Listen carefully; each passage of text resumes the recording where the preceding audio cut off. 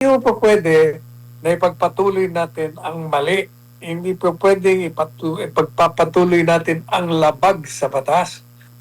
Kaya sana ang Korte Suprema, 15 buwan na ho, baka naman gusto niya na magdesisyon tungkol dyan sa issue ng whether or not illegal o legal. Siyempre, sa party namin talagang illegal. Masyado namang klaro yan. Pero kailangan nyo pa rin ang pagpapatunay ng Korte Suprema.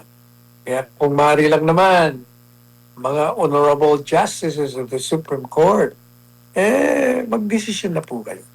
Pero dito po sa sinabi ni Senator Ping Lacson, naniniwala daw siya na dapat magbigay ng pinal na interpretasyon ang Supreme Court kung ilang boto yung kailangan upang mahatulan si Vice President Sara Duterte sa kanyang impeachment trial. Ayon kay Lacson, maaring mawalan ng saysay yung paglilitis kung hindi malinaw kung paano bibilangin yung kinakailangang 2/3 ng boto sa Senado, lalo na kung may mga senador na hindi nga makakaasali sa proseso. Ipinaliwanag niya na bagamat nakasaad sa konstitusyon na kailangan ng boto ng 2/3 sa lahat ng miyembro ng Senado o katumbas ito ng 16 votes, may debate kung paano ito ipatutupad kung hindi nga kumpleto yung 24 na senador na makakaboto. Kaya nakatakdang magsimula yung impeachment trial sa July 6, Attorney Sal, habang nagpapatuloy naman yung mga paghahanda sa paglilitis. Ano pong masasabi niyo sa pahayag ni Senator Ping, Attorney? Magkaibigan nga talaga sila ni Soto. Pareho sila mahilig makialam sa hindi naman nila linya. Hayaan mo na yan. Hayaan mo na yung mga abogado magdiskusyon yan. Unang-una, napakaliwanag ng saligang batas. Maliwanag na 16 ang kailangan na boto kasi yan ang 2/3 ng lahat ng miyembro. Magkakaroon lamang ng sigalot yan kung pagpipilitan yung babaan kaya mapipwersa sa isang petisyon sa Korte Suprema na magkaroon ng resolution regarding that. Pero kung hindi lang talaga kayo mamumulitika, hindi nyo pakikialaman, maliwanag ang saligang batas. Pareho din ng maliwanag ang probisyon ng saligang batas kung kailan o kailan ang bilang ng boto para makahalal ka ng Senate President. At siya ay 13. Doon naman sa, kasi majority of all members, hindi porket nakakulong o absent, hindi na mabibilang na 24 kasi nga sinasabi ng members of the Senate hanggat miyembro ka ng Senado, kasama ka dun sa bilang. Ganon din yung 2/3 of all the members. Kaya kayong mga hindi abogado, pwede ba? Huwag na kayong salita ng salita. Stop spreading your ignorance. Although that's not a crime. Ayan, maraming salamat po, Attorney Sal. Samantala, kahapon po, Attorney Sal, natalakay natin yung tungkol sa nakuhang impormasyon ni Congressman Pulong na susunod daw na target ng ICC ay si Senator Bongo. Pero ito ay pinabulaanan ng Department of Justice at ng Department of the Interior and Local Government dahil yun nga, mayroon ngang arrest warrant mula sa ICC laban kay Senator Bongo. Ayon kay DILG Secretary John Vic Remulla, wala silang nakikitang anumang warrant at wala ring impormasyon yung PNP tungkol dito. Sinabi rin ng DOJ na wala silang natanggap pa na opisyal na komunikasyon mula sa ICC kaugnay ng naturang usapin.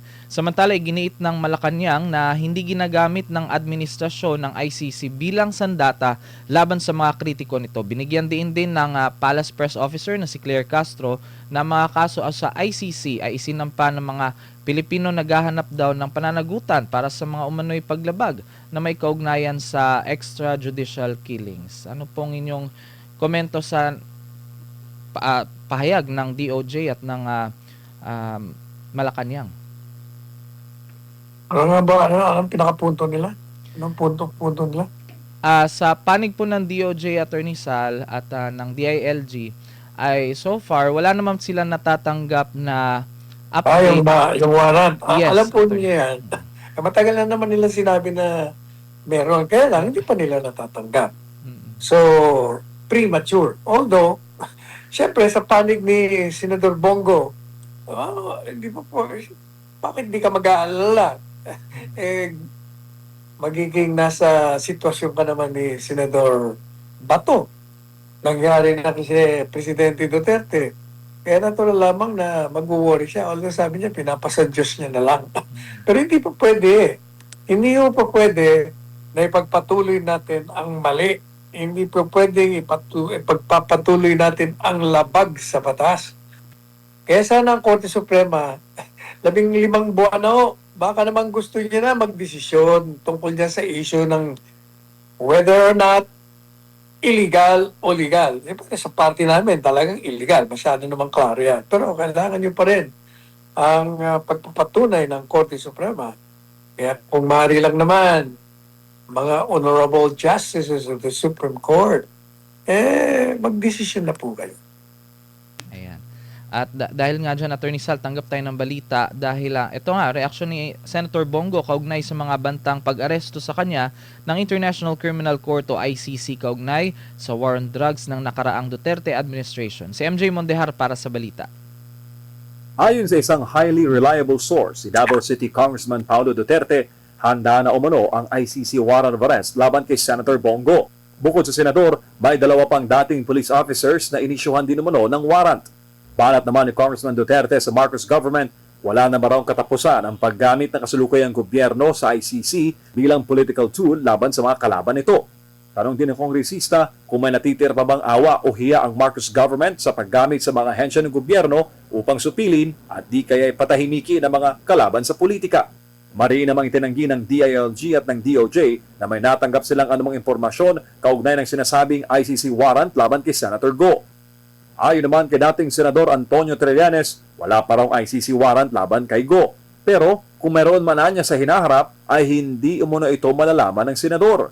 Katulad niya na nangyari sa arrest warrant ng ICC laban kay dating Pangulong Rodrigo Duterte. Sa kanyang official statement, sinabi ni Senator Go na wala siyang nilabag na anumang batas ng tao o batas ng Diyos sa nakaraang pamahalaan. Isa si Go sa mga pinangalanang co-perpetrator sa kasong Crimes Against Humanity laban kay FPRD na kasalukuyang nasa ICC detention facility.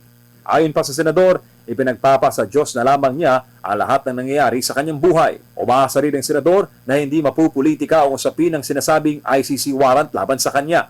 Natao naman ang usapin ng umunoy ICC warrant laban kay Go habang papalapit ang impeachment trial ni Vice President Sara Duterte sa July 6. Isa si Go sa mga magsisilbing Senator Judge sa Senate Impeachment Court. Kabilang rin siya sa Cayetano Block sa Senado na may 11 pang kasapi.